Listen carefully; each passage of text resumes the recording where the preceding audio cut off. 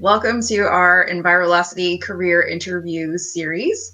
This is our second one with Courtney Dobbertin. Hey, Courtney. Hey. Thank you for joining us. Of course, anytime. Yeah, thanks.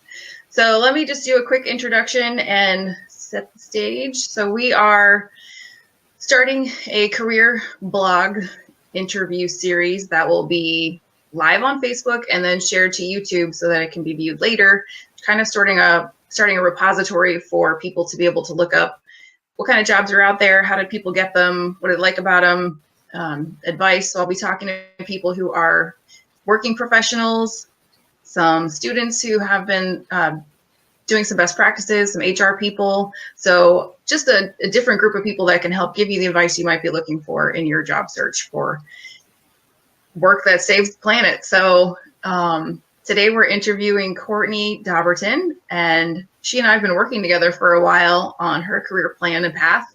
And she just recently got promoted. Yay! So that's exciting and is making a move. So I'm going to let her tell you all about that stuff. So let me think. I didn't do a very good job setting this up last time. So if you're watching this at a replay, I apologize for the quality, but because we're doing this live, which is convenient for me and convenient for my person I'm interviewing, the quality is not stellar. So I apologize for that. But anyway, with that, let's move forward. Courtney, tell us a little bit, what's your title and what is it that you do? Yeah, so welcome everybody. My title is Regional Technical Manager for Florida, Georgia, and Alabama. And I work for a company called EagleView. We are an aerial imagery company that takes pictures from airplanes, and it's based out of Rochester, New York, and Seattle, Washington. So we basically contract with all sorts of different departments and customers across the country, Canada, and we're starting to go international. And so basically what I do is I help work with them on a day-to-day basis. Mostly government customers in Florida, Georgia, and Alabama are the people that I work with on a day-to-day basis. That's fantastic. And so how do you describe the work that you do for like maybe other people who are looking for a GIS position? Yeah, so I work a lot with, as you said, GIS. The work that I do is helping to support our customers with different integrations. So you have customers like assessors, you have customers like Public Works Department, you have police officers, you have all sorts of different departments that use GIS on a day-to-day basis. And so what I help to do is I help to have them integrate their information into our software in our imagery. So we fly the county for them, and then we combine that stuff together, and I help them get stuff set up, and basically I'm kind of in a sales role too, but mostly technical and mostly customer support. So that's what I do. And with GIS, just making sure the ship runs smoothly all the time. Awesome. So what I heard there was that there are a lot of different ways if you get involved with GIS, there's a lot of different opportunities to work not only in environmental, but also in some other important areas. Yeah. And the cool thing is all these different areas support each other. I think that the coolest thing about GIS, and most GIS coordinators are very proud to say this, is they're kind of the link that ties the whole county together. They're the link that brings everybody closer together with people like the police officers will use the GIS data for address points so that they can help to dispatch ambulances to where needed to go, or if there's all sorts of other problems going on, they'll be able to use that GIS in lots of different ways. But also, when you think about it for your typical environmental departments too, like the Public Works, they'll be using it for stormwater drains, trash pickups are big too. You'll be figuring it out for even maybe different migration patterns for things like sea turtles in Florida, Georgia, places where sea turtles do nest. So there's lots of different implications that county governments have to be able to work with the environment and nature too. So GIS just brings it all home. Exactly. Great. So when did you decide, or how did you get into wanting to work in environmental field? I've always wanted to work in the environmental field. I actually really wanted to be a marine biologist growing up, and I still do. That's still my secret lifelong mission, is to do something with the ocean or something with ocean conservation or marine biology. So what I did was I went to school for environmental studies. I wanted to kind of have that interdisciplinary look. So I didn't just want forestry or didn't just want marine biology. I really wanted to kind of have an edge to it. And so for me, it was really important that I got those different bases in place because the environment has lots of different components to it. And so then I took a GIS class actually at my college. I was starting to work with that. It wasn't the best way to take a GIS class. It was like once a week at night. So I wouldn't suggest that for anybody that wants to do like computer work. But it definitely got me hooked. That's the most important thing, was it got me hooked. I then took a class at my local community college here in Rochester after graduating, and then this job opened up and basically kept going from there. So, well, I should say EagleView opened up for me. And ever since then, I've been working with EagleView. So GIS was definitely a big component for me, and I hope to obviously continue with it. I think it's a huge asset. Awesome. I do too. And it actually helped me in my career also. You know, I think for anybody who is into environment, but also has like a technical programming side, I mean, if you get in, there's a level of GIS you can get into that is just the mapping aspect and solving problems. But then there's the whole nother side with programming and modeling and like some really cool stuff. So if you're like, you know, I don't really want to be an engineer, but I really have a technical side and also want to do some field work, I think that, you know, there's a really great space for that with GIS. Yeah, and I say start small. You know, I mean, you can think really big too, but just think about nowadays. I tell all of the people that I work with that everything is made up of GIS. So, you know, you get into your car. If you want to go to a place that you've never been to before, you put it in your GPS. Well, that is GIS. Right. If you want to look for your favorite pizza place, or if you want to look for a new cocktail bar to go to, that is GIS. So a lot of people think of GIS in those smaller ways, but then you can think about GIS. There's this really cool app out there that you can actually track where all of the great white sharks are, or the sharks are around the United States and around the world.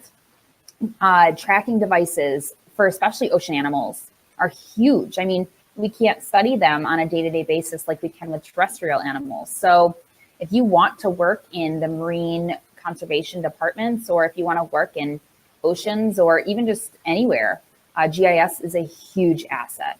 Same with all sorts of other components like refugees too. If you don't want to do things with environmental, but you kind of do, things like refugees are huge for that too. Oh yeah, environmental health is huge. You know, tracking the paths of pathogens and things like that. So the other thing I wanted to ask you was, you know, we connected because you still want to continue that path. You know, you like where you landed with EagleView and GIS, but long term, you'd really like to do something more ocean related. And so, you know, how do you feel about, especially now that we've worked together, your career path in general and where you're headed? Yeah, I am really excited. The thing that I really love is that I get to work with all these county governments and really understand what they're trying to do more on a day-to-day basis. And so it's really exciting for me to be able to work with EagleView too, because aerial imagery is just so huge, especially in the environmental realm. It's the next big thing. If it's not already there, I mean, it is in drones, but it's going to be big. So landing where I am, I'm actually going to be moving to St. Petersburg, Florida. And that makes me really excited because it allows me to, I'm a big scuba diver. So it allows me to scuba dive. It allows me to work in that space, being a volunteer, and work with those county governments to basically get them to be more environmentally friendly area, and Pinellas County is as well. So it's really cool. And, you know, I think that if you don't land exactly where you will, you'll get there. You'll get, what I've learned is from all of my experiences, they just build upon each other. You know, there's no right or wrong path. You'll get there. You just have to work hard. Look at all sorts of opportunities. It's not just maybe, you know, you get that dream job like I want to at the Monterey Bay Aquarium in California. It might be starting small. And it might be going from there and getting that experience. And each job that you go to, you'll learn something new from it. Thank you. You're welcome. So what kind of advice do you have for students and career changers from your experience? Well, first and foremost, and I'm not just trying to shamelessly plug you, but working with Laura has seriously changed my life in the sense of just thinking about different ways to look at resumes, thinking about different ways to reach out to people. I feel so much more confident reaching out to so many different departments and so many different people from all over different walks of life. So for me, if you want to get into that field, just keep pushing, make those connections. I mean, think outside the box. We have social media now. You can seriously contact people about different questions from all over the world. You can reach out to people like Laura, who's doing awesome things to help you get started. Watch these videos. Do what? Watch these videos. Watch these videos. Yeah, watch these videos. There's the Clarity coaching group too that's super helpful, where you can just reach out to people who are doing the same thing. And I would say, yeah, really network with people. Networking is going to be your biggest asset. Even if you're a shy person, even if you're introverted, get out there and just try as hard as you can to be friendly and network with people, because it will pay off. It really will. And volunteering is super helpful because you don't know, you could be just next to someone volunteering with them, and next thing you know, they're the person you're reaching out to help you get this next job, or volunteer in other formats. Or, I just happened to have offered myself up when I was working with, I still am, with Girls at Scuba Book Club. Someone was like, we're starting this book club and we need someone to be the admin. I started doing that, and now I'm a moderator for Girls at Scuba, which is the largest female-only dive community in the world on Facebook. And it's super fun, and I get to talk to people that I would never get to talk to, and get to learn so much about that world. And it's been great, but just I had to put myself out there. I had to say, yeah, I'll take that on. I'll do that. Mm-hmm. And now I might be working with, I've been able to interview authors. I've been able to do all sorts of cool stuff. So you just got to get out there and do it. Awesome. That's good advice. What about when to get started with planning your career and thinking ahead? Yeah. So planning my career and getting ahead. Sorry, what was the question again? What are your thoughts on when you should start actively doing that? While you're in school, while you are in high school, if you don't decide to pursue college education, or if you do, start it small. I mean, that could be, I was the president of my ecology club at Seton Hall University. That helped me to learn how to network with people, that learned how to event plan. Getting involved with organizations while you're in school is really helpful. You might not have the funds to volunteer or study abroad, but maybe you could do something in your home. Maybe you can do something, over the internet, or maybe you can just do a beach cleanup, or whatever sort of cleanup you want to do. Just also talk to people, but definitely start early. Get those presentation chops up to speed. So being able to feel comfortable talking to other people, whether it just be just asking them a question like, what do you do? And go from there. Be friendly, be courteous, write thank you notes. Thank you notes are super important. And yeah, I would start as soon as possible. But don't feel as though if you're not getting where you want to get to, that it's over for you. Like it's still, you have the ability to start whenever. You have the ability to start 30, when you're 40, 50 years old. I know so many people who never got to really do the environmental stuff, but then afterwards they are doing all these really cool things. Peace Corps, AmeriCorps, awesome things to work with too. Great, thanks. So we're getting close already to the end of our 15 minutes. So in hindsight, is there anything that you would have done differently? I think that it took a little bit of time, but really target. Laura has this great thing out there that's basically a SWOT So you think of like different ways that you want to go about like your dreams. You visualize exactly what you want to do. If you could think of your dream job, you visualize it. And you apply for those places that you want to go for. Because the biggest problem that I had when I graduated college was I was applying for everything and anything. And it was tough. It was a lot of time. I wouldn't get calls back. I wouldn't get anything reaching out to me. But I think that looking back on it, I should have just applied for the places that I wanted to go to, or think of the skill sets that you might need. A lot of things that I thought of for the environmental world, especially for marine conservation, was scuba diving license. You don't all have to scuba dive, but that might be helpful to set you apart. Language learning. Seriously, like Americans don't do enough foreign language, but that will set you apart. You might be working in different places that mean. So think about kind of when you think of your dream job, what does that entail? Does that entail you going out in the field? Does that entail you being in an office? Does that entail you being computer savvy? You know, if you're a GIS person, start small. Coding is huge. Like if you can do that, that will set you apart too. It's not all about going out in the field, putting your rain boots on and being dirty.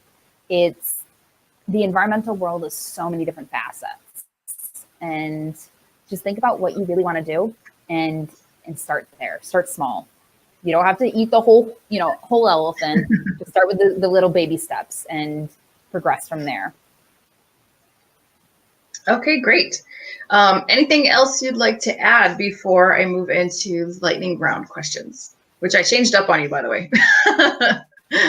Did you? Yes. I'm trying to think of what else to add. Yeah, just keep your eyes, ears open. You never know what will come about. People, like, get off your phones. You can certainly text and go on Facebook, but I remember sitting next to a person on a plane from Rochester to Philadelphia, and he has a solar paneled wood-fired pizza truck, like a food truck. And we were talking about that and like the different aspects of the environmental world, right? Super cool. It's in Ithaca. And I would have never started listening to music. I would have never had that great experience. So be open. And yes, I know I look like an extrovert, but I'm really an introvert. So you can, that's what I got for you. Yeah, I think that right there is a good point. Thank you. The introvert extrovert thing, a lot of us, we walk that line, especially in environmental field engineers. But once we get out there and with people, especially like-minded people, it changes everything and it's a lot more fun. So Courtney and I also attend NAEP, which is our local chapter of a National Association of Environmental Professionals, and also Green Drinks, which are several of those groups around the country. Any other favorite networking opportunities for you? Green Drinks is great. Green Drinks has a lot of great stuff going out. I would seriously, Facebook, if you are on social media, it's your best friend. Seriously, Google, you have those opportunities now to literally Google and say, what's environmental networking going on in your area? Take as many opportunities as possible to do that. And just start talking to people. And you'll soar, I promise you. The people who put themselves out there and who talk to people get somewhere. It's not all about your resume. It's not all about, what's on paper or what accomplishments you have. It's about being a people person at the end of the day and being able to talk to someone. Great, thank you. All right, so let's do the lightning round questions. All First right. one, ready? Craft beer or craft coffee? Ooh, craft beer. Diving or climbing? I know what you're Diving. Plane or train? Plane. In South America or North America? To South America. So right now I'll have to say North America. And final one, reuse or repurpose? Recycle or repurpose, sorry. Okay. And I'm going to say compost. So I guess repurpose in certain ways. All right, Compost great. Is, well, thank you. Compost is so awesome. I still have to get that going. The winter freaks me out with that, but anyway, we'll talk about that later. Thank you, Courtney, for stepping up and doing this with us today. I'll put the links to the networking that we talked about and to your Girls at Scuba, if you want, in the description. And, Yeah. If you have any questions or anything, you feel free to connect with myself or Courtney on LinkedIn. And congratulations on your promotion and move to Florida. I look forward to see where you're going with that. And so this was, again, recorded live on Facebook, and we will chop it up, edit it, and get it onto YouTube into the playlist there for future reference. So thanks for tuning in. If you'd like to get the news on the next one, either follow us on the YouTube channel or get on the email list. And join Laura's coaching clarity program or her one-on-ones, because seriously, it will change your life. And I'm not just shamelessly plugging it, like it really has. Thanks, I appreciate that. Anytime. All right, Courtney. Well, I look forward to seeing you in Florida in a few weeks. Sounds good. All right, thanks. Bye.